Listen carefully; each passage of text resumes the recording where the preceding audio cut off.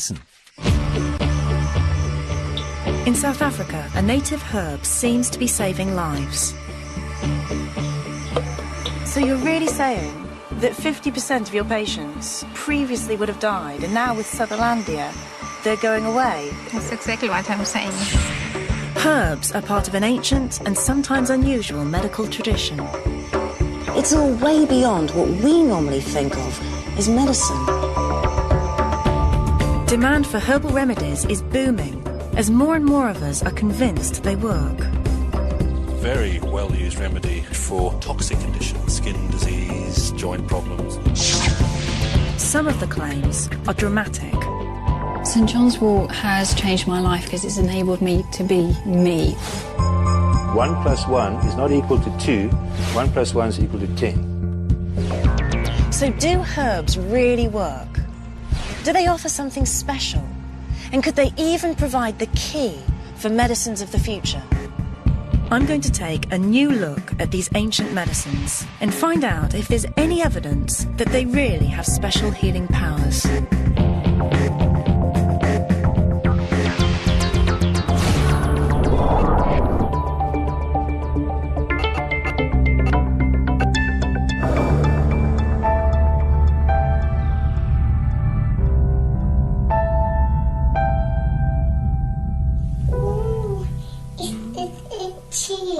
Got a rainy day today, haven't we? Isha Mystery was born with eczema. Last night.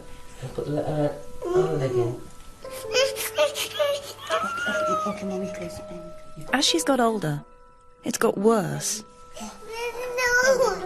Today it covers most of her body. Do you want to go to the it's the other one, left leg. It frequently makes her life a living hell. The amount of distress is traumatic both for her and for ourselves. It just takes so much out of you. You don't realise it, you just keep going on and on.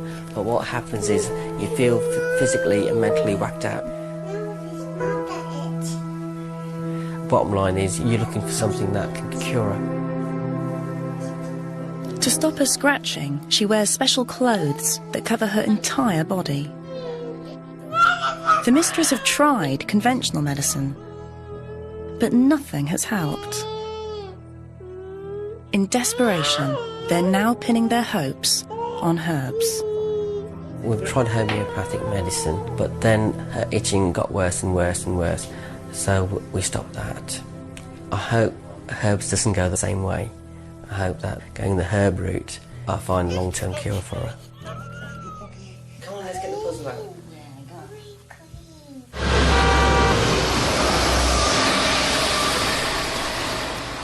The Mysteries are just one of hundreds and thousands of families who are turning to herbs.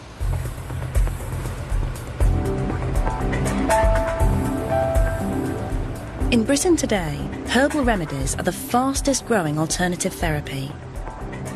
It's a £100 million a year business. Demand is so high, there's a herbalist on almost every high street. In this one building, there are herbalists from Japan, China, India and Tibet, working alongside each other.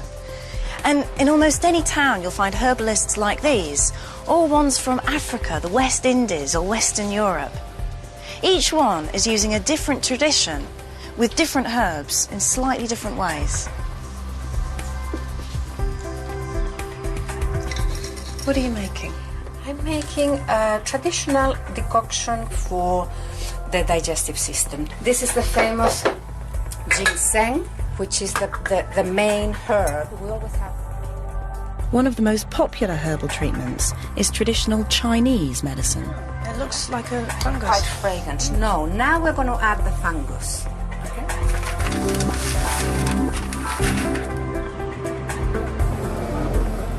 Practitioners claim to cure everything from acne to smoking.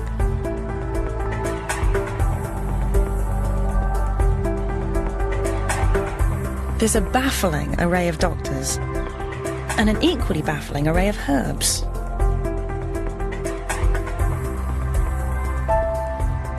For instance, saw palmetto, which is for male urinary discomfort. Sage leaf, that's for women during and after menopause. And I've got here some ginseng, which is supposed to keep your energy levels up and keep you staying sharp. Could do with some of that. It's a hypochondriac's dream. And if all this sounds strange, it gets even more intriguing.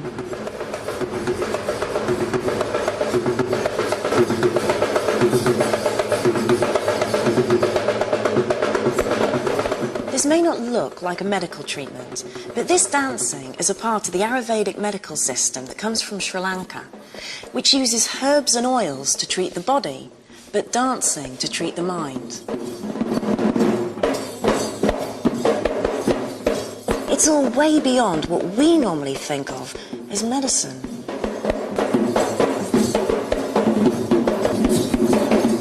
Yet some people claim herbs have transformed their lives.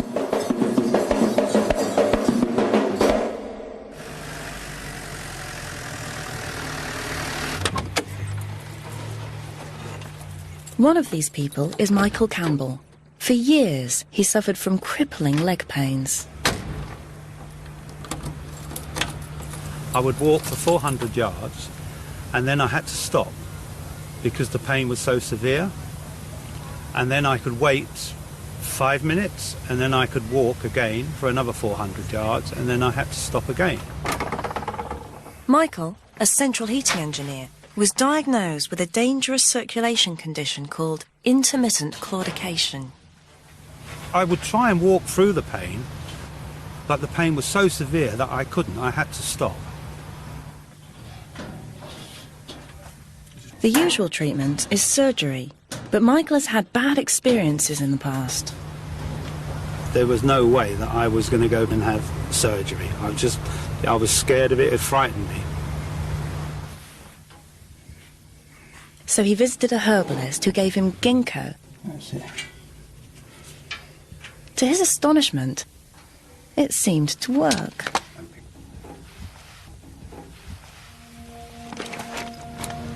I don't know how it works. I don't know how aspirin works either, but I know that ginkgo is beneficial to me. I can walk for 4 to 5 hours. Sometimes I have to slow down a bit. These are things I couldn't do before, but I can now do it with ginkgo.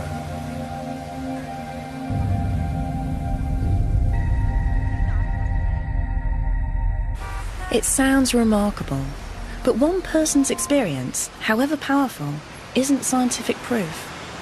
As herbal medicines come flying from the shelves, are any of them working? Can they cure people? Can they even provide something that conventional medicines can't? In this programme, I'm going to put herbal medicines to the test.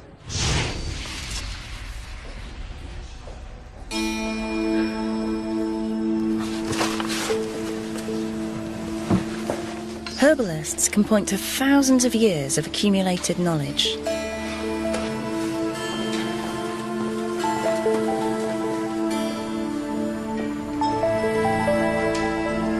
The oldest texts date back 5,000 years.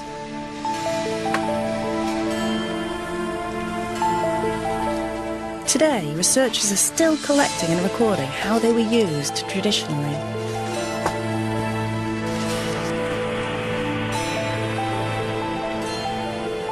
It's a vast body of ancient knowledge that herbalists still draw on.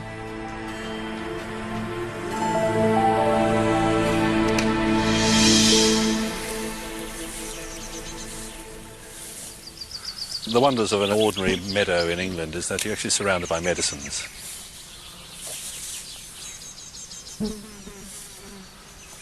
This is a classic one here. This is the yarrow, the milfoil with 1,000 leaves, as it's called. It was a very well-used remedy in traditional European medicine. We use it particularly for fever management. For many people, the very naturalness of herbs is one of their big attractions. Here, right next to it, is the agrimony. It's the church spire, as it's sometimes called for obvious reasons. The root of this is one of the best astringent remedies we have for children. It quietly calms and almost numbs an agitated digestion. You can see the long strap-shaped leaf here. This is the ribwort, or the Plantago lanceolata, used very much as a mucilaginous plant. It contains a mucus which, when you chew it and swallow it, lines the upper digestive tract. And when you mulch it in, as a wound dressing, for example, it provides a nice soothing demulcent surface on it. Now, it's well known that some plants contain medicinal compounds. You know, the bark of a willow tree contains a compound that helps to relieve pain, and scientists copied it, and that way we got aspirin. Morphine used to be made from opium poppies. But herbalists are claiming that herbs aren't just there to provide raw materials for drugs. They can be powerful medicines in their own right.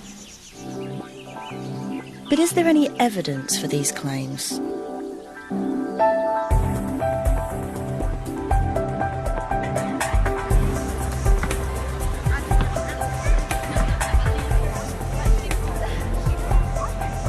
To find out more, I've come to Exeter to consult Simon Mills.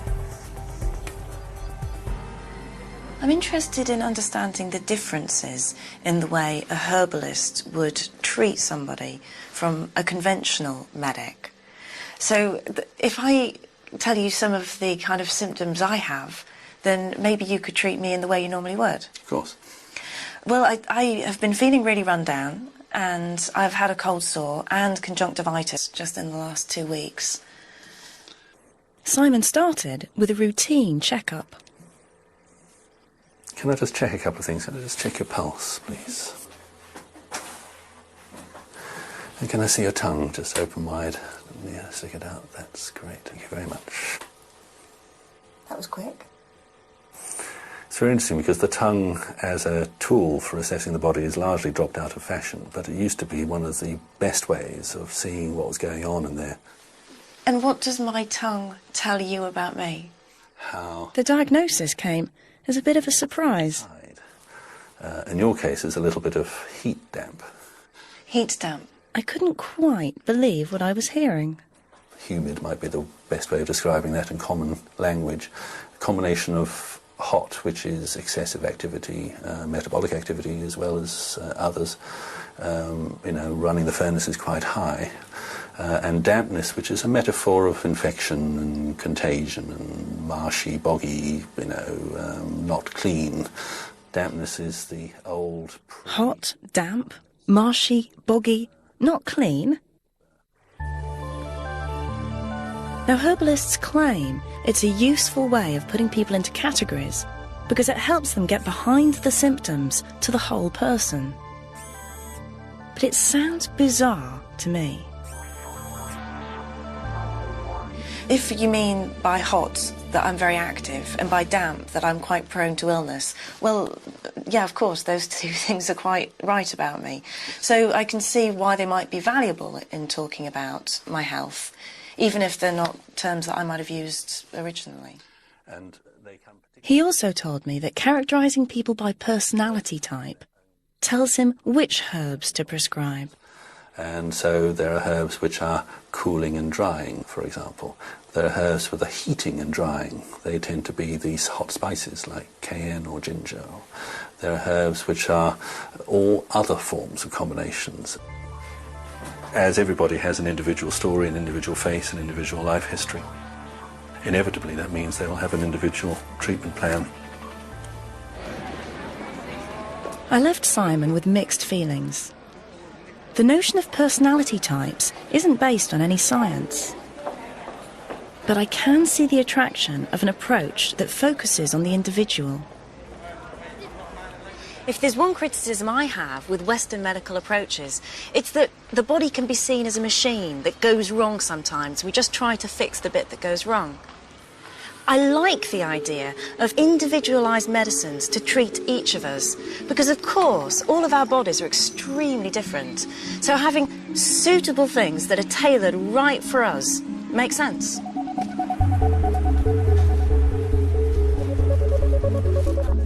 But could it be this individual attention that's actually making people better? How do I know the herbs are doing anything at all?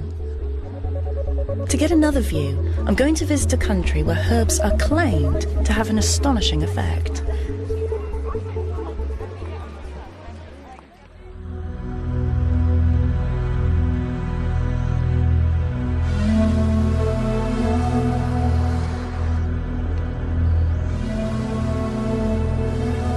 In South Africa, there's a long and vibrant tradition of herbal medicine.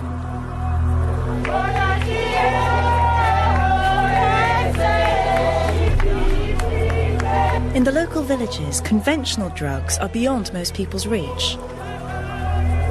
And herbs are all they've got.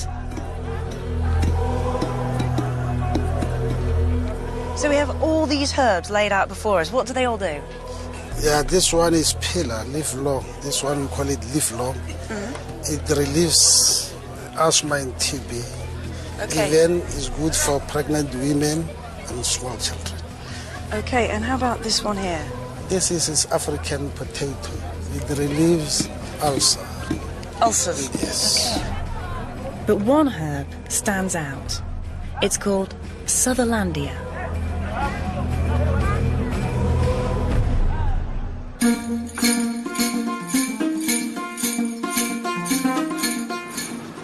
I'm driving up the east coast of South Africa through KwaZulu-Natal. I'm just about to meet a woman who claims that Sutherlandia has some intriguing properties.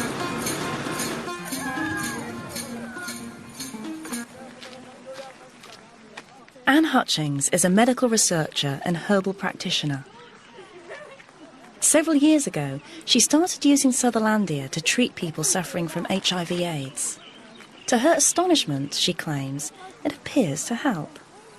No, you've still got those lumps. Something here. You've got something here. Yes. Okay. Have you been coughing? Nonhlashla has had AIDS for 11 years. In my Anne Hutchings started treating her 6 years ago. Have a look. All right, you can close it now. It'll get stiff. The sore here, is it getting better? Yeah, it's better now. It's better now. All right. What difference has Sutherlandia made to you? It gave me the power. I've got the power now. If I'm loss of appetite, the Sutherlandia make me eat. Makes you hungry, doesn't it? Yes. And the pain go away. Pain goes away. Go away. And without Sutherlandia, how do you think you'd be now? Without Sutherlandia, I'm going to die. I think I'm going to die if I haven't got Sutherlandia.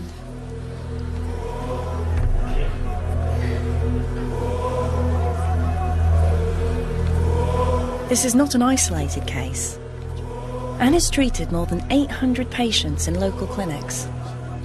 Over 50% have improved.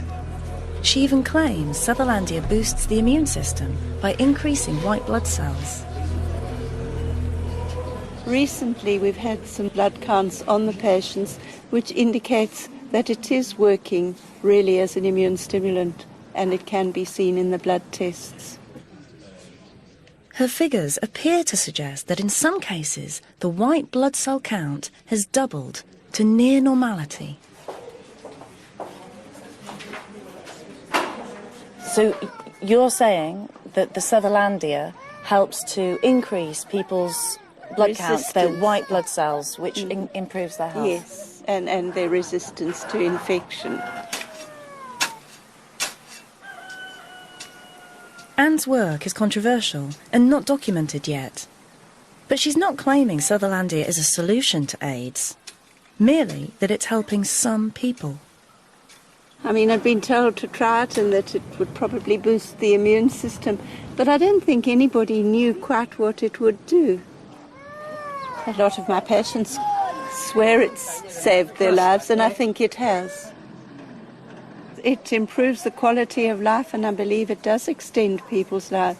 I think it's actually very exciting. I think it's one of the most exciting things that has happened.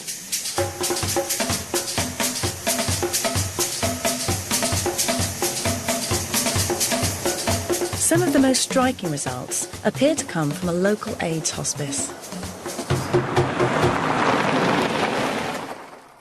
Here, people considered beyond treatment by the local hospital come to die.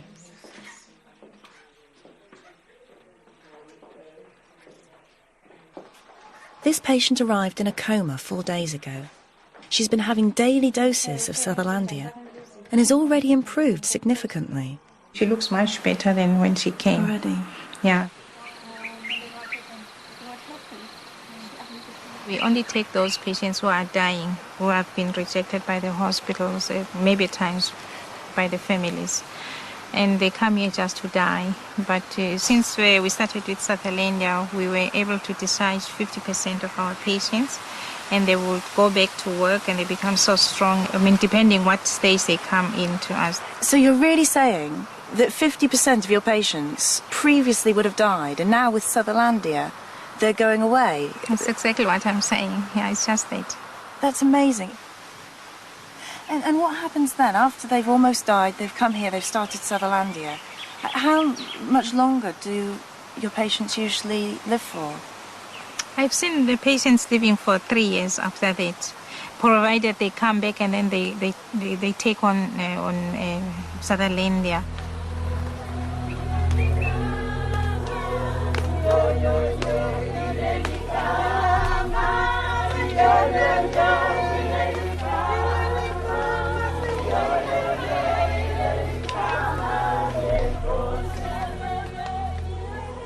Coming to a place like this makes you realise that for most people on the planet, herbs aren't just a fad or a fashion. If Anne Hutchings is right, they may make the difference between life and death.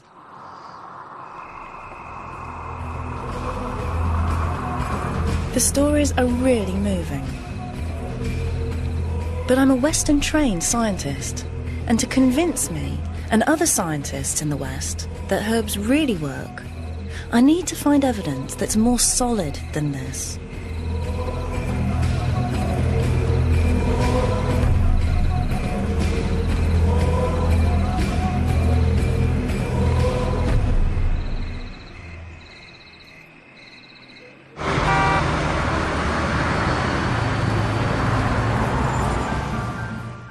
One group that's been following the boom in herbs with particular interest is the medical profession.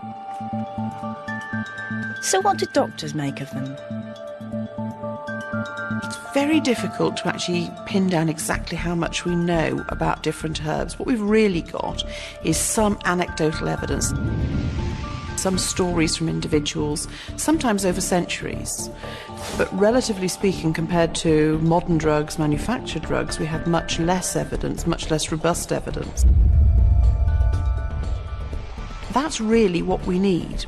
We need that kind of information and evidence because, quite simply, if something is effective, it's also potentially dangerous.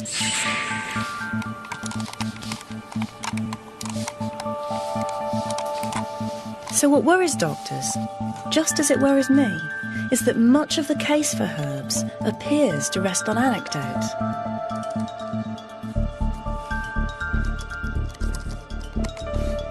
And it seems to me that the problem is that here in Britain, herbs are right outside the mainstream of science. So there's very little will and almost no money to really investigate them properly.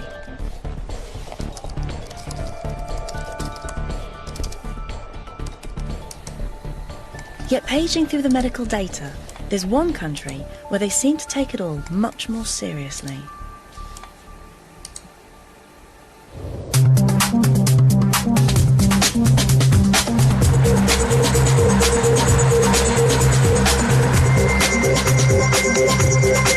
That country is Germany, where for particular historic reasons, there's never been a sharp division between science and herbalism.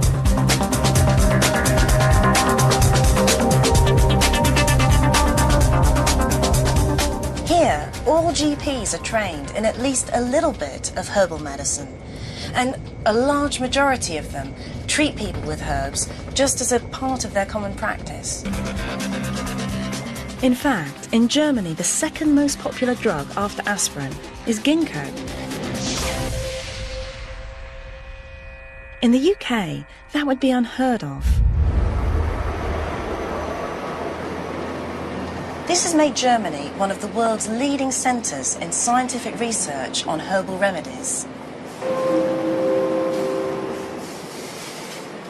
Germany's commitment to herbs goes back to the 19th century. But it was given an unexpected modern spin in the 1930s.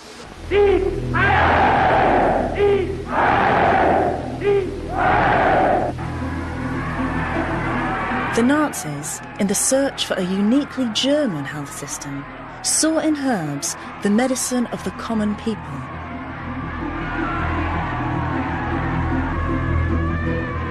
They pushed herbalism into the medical mainstream and jacked up production and research. Today, the Nazi contribution to herbalism in Germany is controversial. Yet there's no doubt that this fascination with herbs still lives on.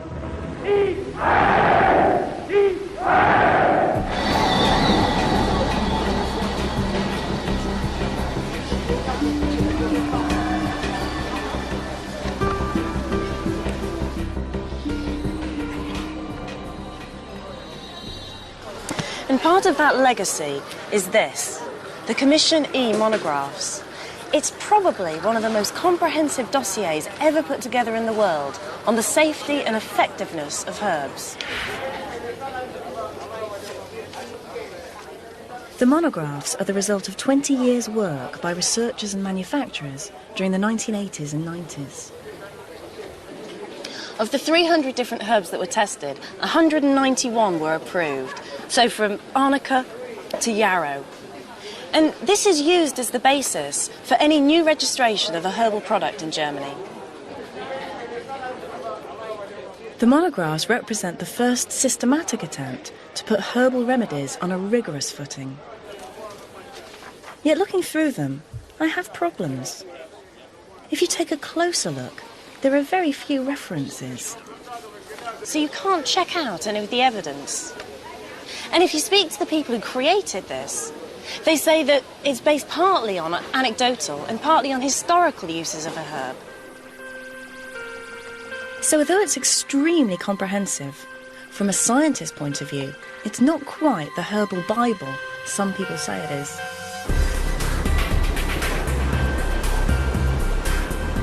What I need is a technology that can show what herbs are really made up of.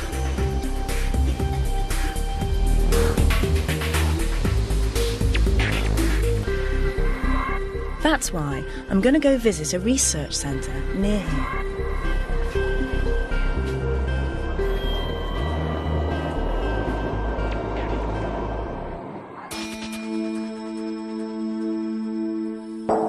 In state-of-the-art labs like these, scientists have discovered in recent years that it's possible to analyse plants in the sort of detail that Commission E researchers could only have dreamt of.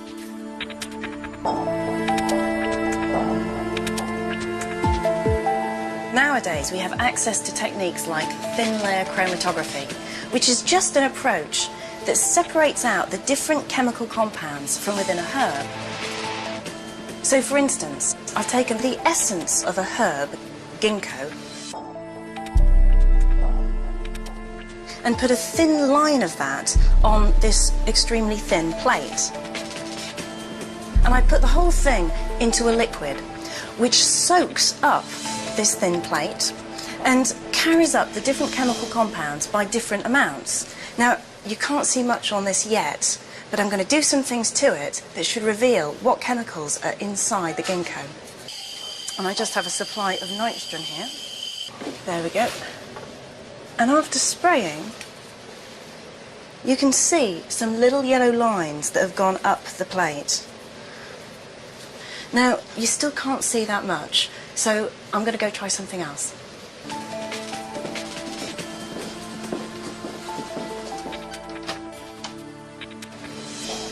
Because I've sprayed the plate, we're going to be able to see the chemical fingerprint of ginkgo by putting this underneath these ultraviolet lights. And look at that.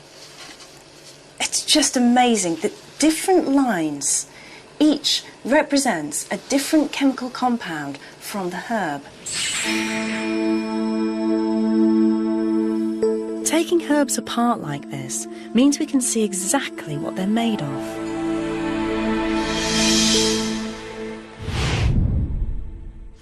So if you look at the fingerprint from the ginkgo leaf, and you know how to read it, it's separated out into lots of different chemicals, some of which are ginkgolides, and they can help to prevent blood clots.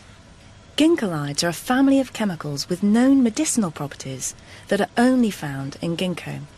This one here is from the hawthorn leaf, which is supposed to be good for the cardiovascular system. This contains some polyphenols, and these are able to make your heart beat stronger. So there's no question that herbs contain some useful chemicals. But it's not clear that they're actually in a form that the human body can absorb. In short, herbs have the potential to work. But that doesn't mean they do. To answer that question, they need to be tested on people.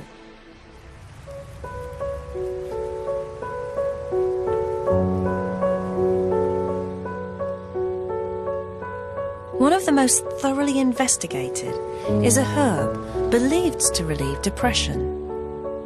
Jenny Miles has suffered from it much of her life. I remember when I took my GCSEs at school when I was only 15 that I felt so useless and so worthless with myself that I literally wanted to take a shed load of paracetamols and just end it all. Jenny has continued to struggle with these black moods as a young mother. Depression just takes your heart and soul away from you. You don't want to continue. There's no light at the end of the tunnel. As soon as you've dealt with one problem, there's going to be another one, and you're never really going to get over it.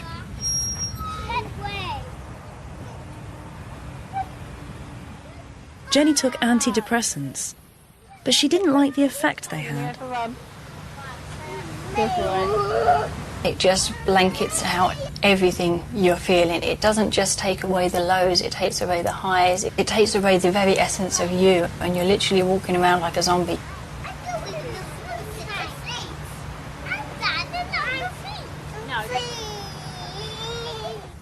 As a last resort, she took a herb called St. John's wort.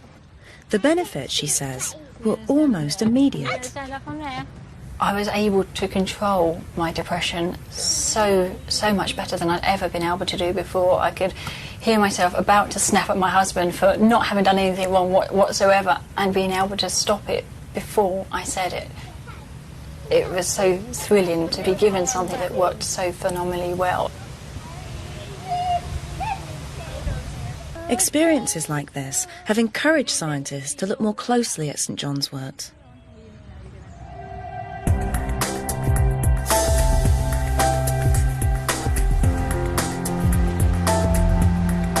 One of the centres of research is Germany. Here, a manufacturer of herbal products has conducted rigorous clinical trials into the plant.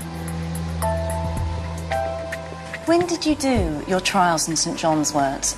We started clinical trials in St. John's wort about 10 years ago, and we knew it was traditionally used in people who felt sad, depressed or dejected. So what we wanted to know was whether we could bolster up this experience-based knowledge by modern clinical trials. St. John's wort contains a chemical called hyperforin, which is believed to reduce depression. But is it in a form that can be used by the human body? The researchers recruited nearly 2,000 volunteers suffering from mild to moderate depression. Do you have trouble getting to sleep at night? Yes. Do you find yourself feeling worthless? I have felt like that. Have you considered ways that you'd end your life? I once took some paracetamol, quite a large number. Have you ever deliberately harmed yourself? Some volunteers were then given a standardised extract of St John's wort. No, you remember I was saying in the study... The rest got a conventional antidepressant or a dummy pill. I don't know which one these pills are, and you won't know until the end of the trial. Is that okay? Over the course of the trials, researchers carefully monitored the mental state of each volunteer. Then they analysed the data. Would St John's wort be effective? The results were unequivocal. We found that there's a considerable amount of people who gets completely cured. And what is very amazing is that many of these people don't get another episode again, so it prevents them from relapses. That's amazing.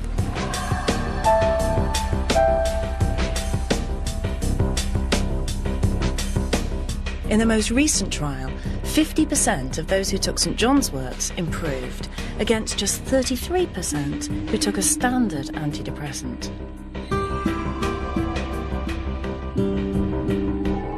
Moreover, twice as many of those on conventional drugs reported side effects.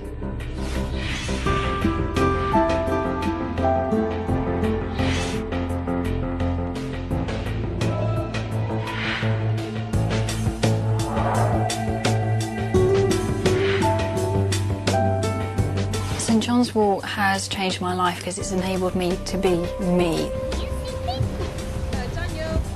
I'm blessed with two wonderful, beautiful children, and St John's wort has given me the power to be able to see that.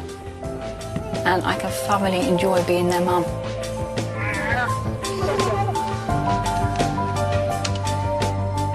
Here at last is solid proof that a herb not only works, but works better than conventional drugs. Yet St John's wort is only one of dozens of remedies commonly used by herbalists.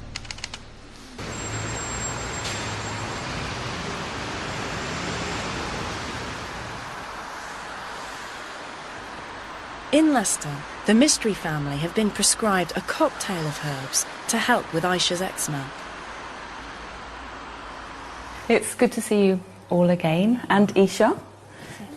This is now their third consultation with herbalist Saraine Foster. Progress is painfully slow. How's she been getting on? Her skin's improved slightly, you know, but it's like a very slow improvement kind of thing that happens. But her itchiness, her personal itchiness, her ability to control her hands, sometimes it feels like her fingers are possessed, you know, and it's just like you can't do nothing about it. Right. At the moment, Isha has eczema on her neck, on her front. I assume she's got it on her back as well, and she's got it on her legs and her feet. So it's pretty general. The skin is very leathery.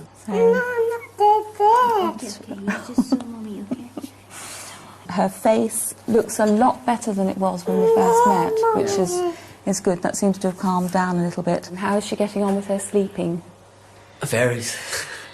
Not a full night's sleep. Yeah, last couple of days she was very, very bad. Down. Okay, I'm sorry. I think if we focus on the treatment to cool her down a bit more, and also to try and prevent or help the itch.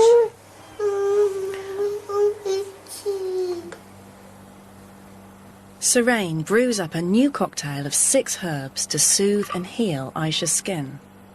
It includes calendula, bolota, ephedra, humulus, chamomile and marshmallow. Although she is still obviously troubled by itching, she has calmed down just so much. She also makes a couple of creams to help with the skin. For Aisha and her parents, the jury's still out on whether herbs will help them crack this most difficult medical condition. The herbs have helped, but it's a slow process. We just hope, rather sooner than later, that she gets better.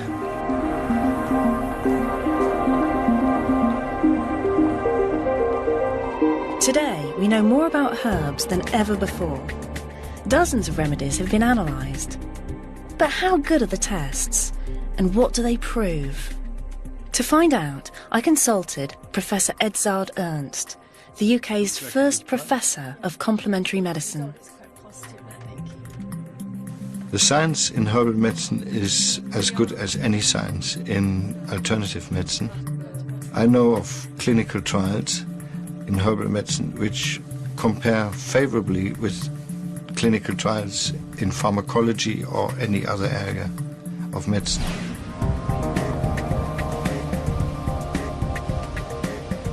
Ernst told me that there had been hundreds of trials on dozens of commonly used herbal remedies.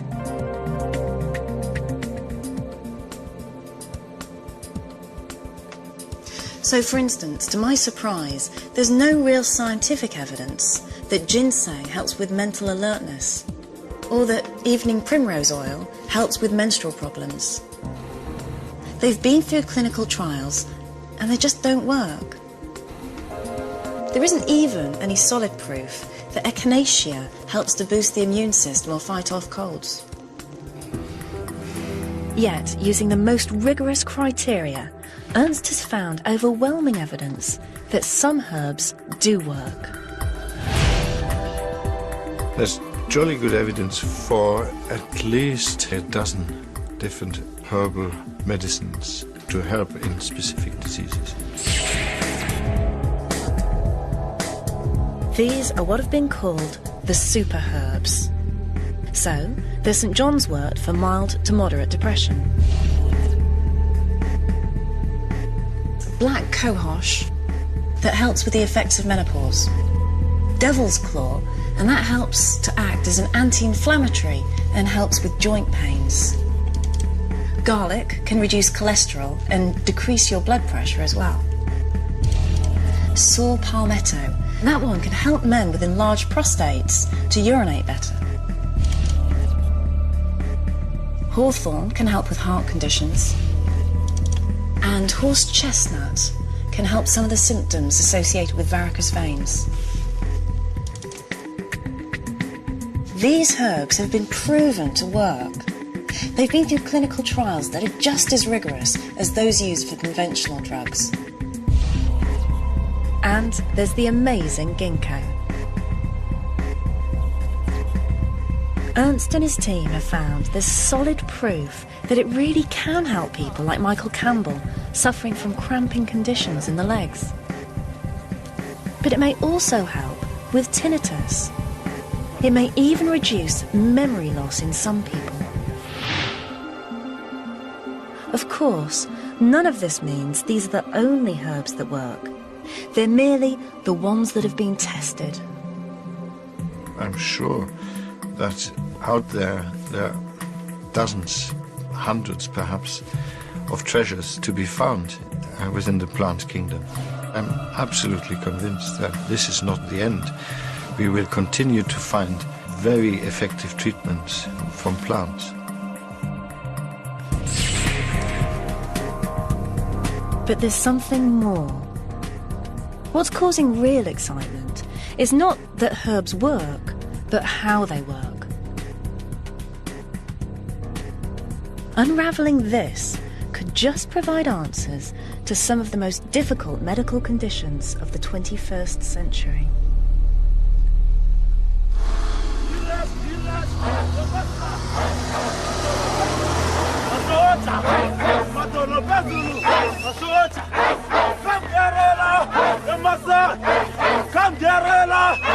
One place to start this inquiry is back in South Africa, where scientists have been looking very closely at how herbs work.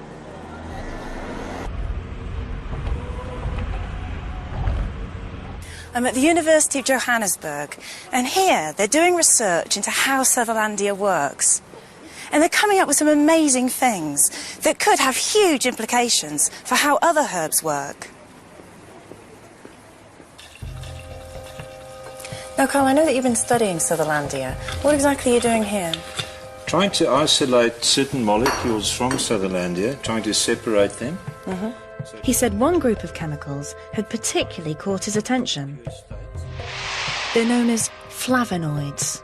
They contain molecules that have been shown to be active on cancer cells and also on HIV infection. So they're not trivial molecules, but there's a mystery here.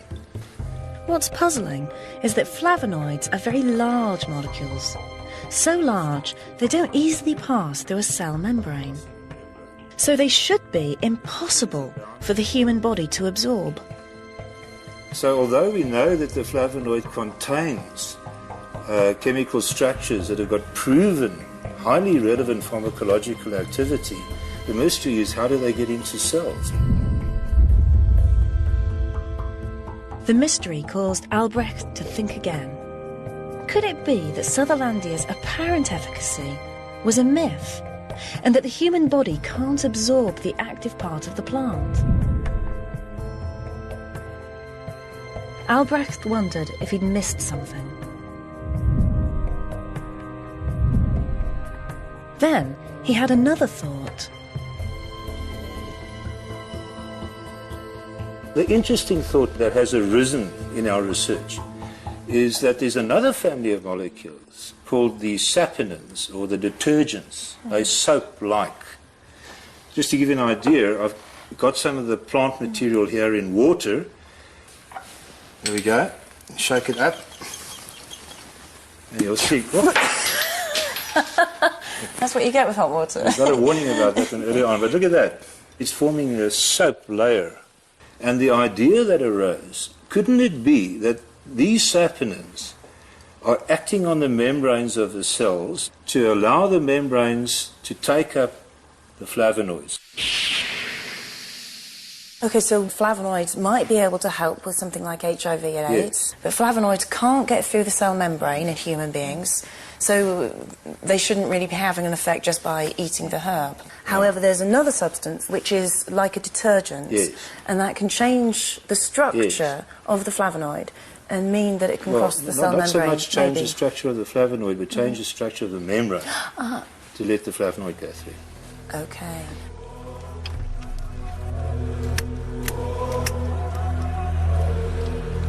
In short, what makes a herb like Sutherlandia special is that unlike most conventional drugs, it's not a single chemical. It's a cocktail of chemicals that react together so the sum is greater than the parts. The simple but powerful thought here, this is a hypothesis, is that if you take the one and you take the other and you put them together, you get activity. So it's like 1 + 1 is not equal to 2, 1 + 1 is equal to 10. That is a powerful idea. It's a process called synergy. You might think of it as an orchestra with each of the different instruments working together.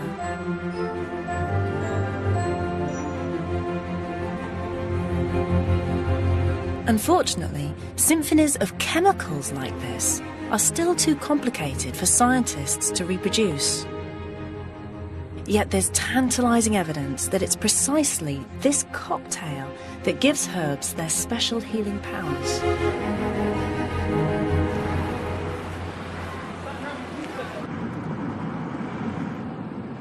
One place they're testing the idea is London's Imperial College. Here, they're examining whether a herbal cocktail can be exploited to treat one of the most puzzling chronic conditions of the 21st century: Alzheimer's.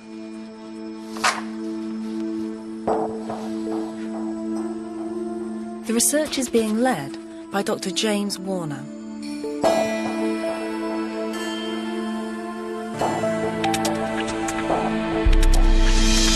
This is a magnetic resonance image scan of a 62-year-old person with Alzheimer's disease.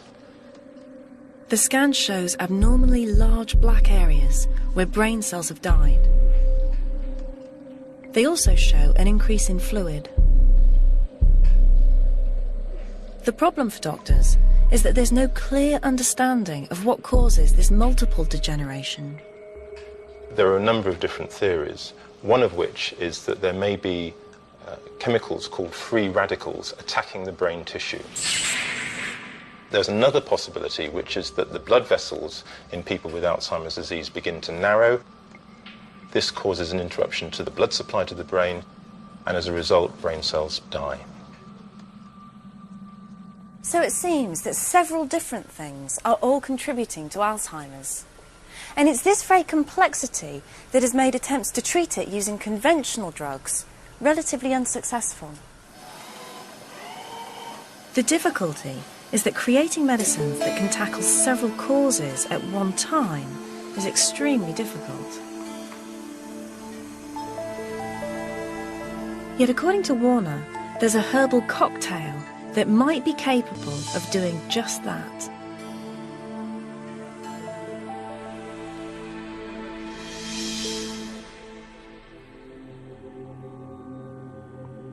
It's that remarkable plant, ginkgo.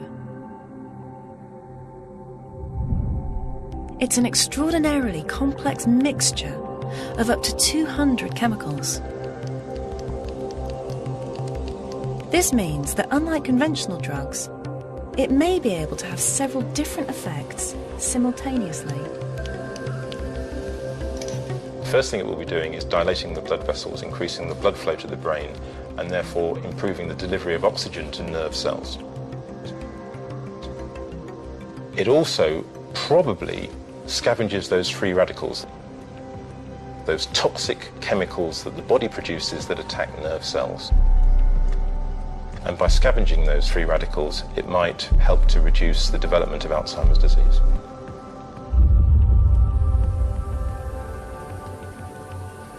Attempts to do this synthetically have so far had limited success. So the great advantage of ginkgo is that we can't make anything as clever as this, or as complicated as this. Nearly all conventional medicines are a single chemical entity. They usually only have one action, whereas ginkgo has many actions. In other words, it's the herbal shotgun that can hit a range of targets versus the conventional single bullet that can only hit one.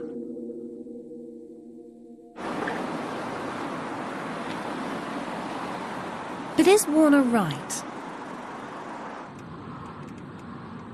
To find out, he's running what he hopes will be the definitive clinical trial into whether ginkgo can help with Alzheimer's. What I'm going to do now, Arnold, is show you some everyday objects, and I'd just like you to tell me what each one's called. Okay? Nearly 200 volunteers suffering from various degrees of Alzheimer's have been recruited. So first of all, could you tell me what that's called? A flower. It is a flower. Each is assessed and then given ginkgo or a dummy pill. They're then revisited 6 months later and reassessed to see if there's been any change. Well, the doctor uses it to measure, it might be a heartbeat, I'm not sure. He would use it to listen to your heart, yeah? Oh, I don't know the name of it now. No, not now. No. The results of Warner's trial aren't due until spring 2006, although earlier trials have strongly suggested that ginkgo works. Tweezers. That's right. But the trial could have much wider implications. It may just be that, like Alzheimer's, many of the chronic diseases of the 21st century require a more complex chemical cocktail than we can currently make. In which case, herbs, in all their complexity, may just be the answer.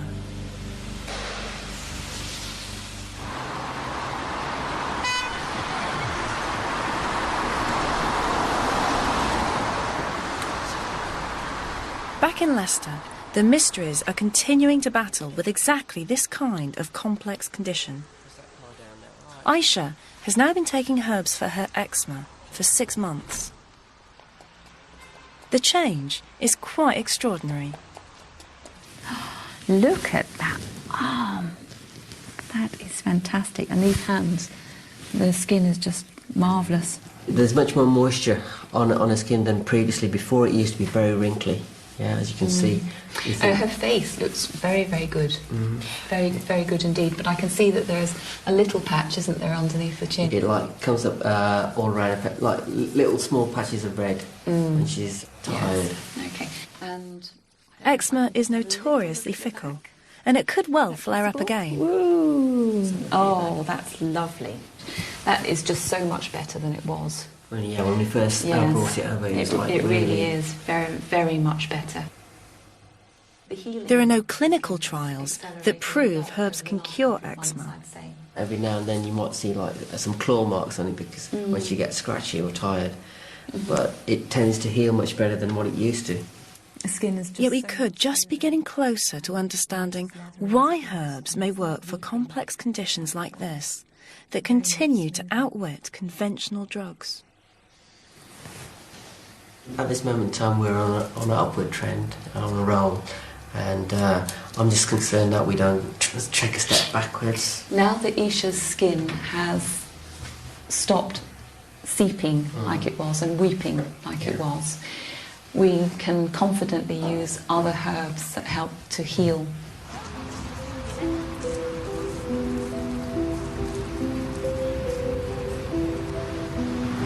It's helped my daughter. Whether it's going to help anybody else's daughter, I can't guarantee that myself. But for my child, I believe it's been the right choice.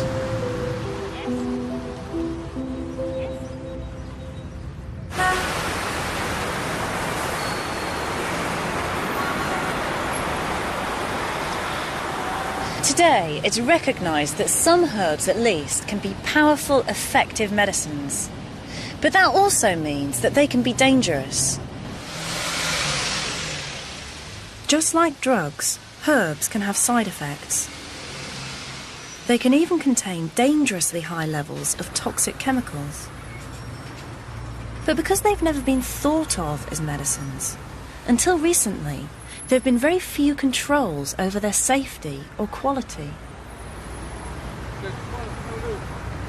In an attempt to address some of these issues, new legislation now requires that herbs that make any claims to have medicinal properties now have to go through rigorous quality standards. Perhaps this is the first step in breaking the division between conventional drugs and the proven medicinal herbs. A recognition that these herbs might have something special and unique to offer. During my journey, of course, I began knowing that an ingredient taken from a particular herb could have a medicinal effect. But what's really impressed me has been the way that different ingredients from a particular herb can combine together and have really powerful effects on us humans. So I believe that herbs are going to play a key role in medicines of the future.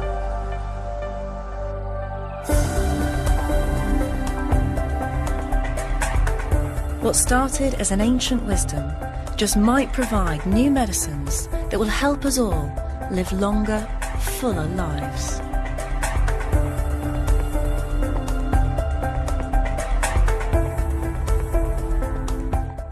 Jane Horrocks discovers her family history rooted in the cotton mills of Lancashire tomorrow night. Who Do You Think You Are is at 9. Well, back to tonight and a past gem. Jane Leaves was in the chair for Have I Got News For You? Next.